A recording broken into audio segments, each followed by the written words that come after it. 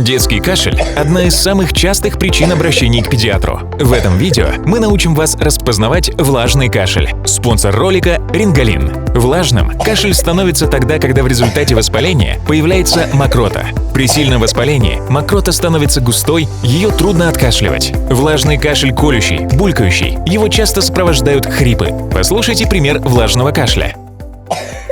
Прозрачная мокрота в небольшом количестве появляется при трахеите и в начале бронхита.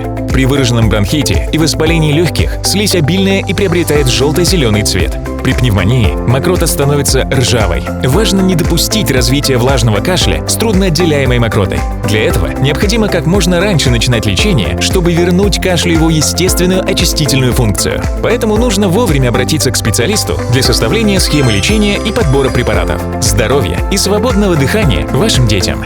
И сухой, и влажный кашель с Рингалином нам не страшен.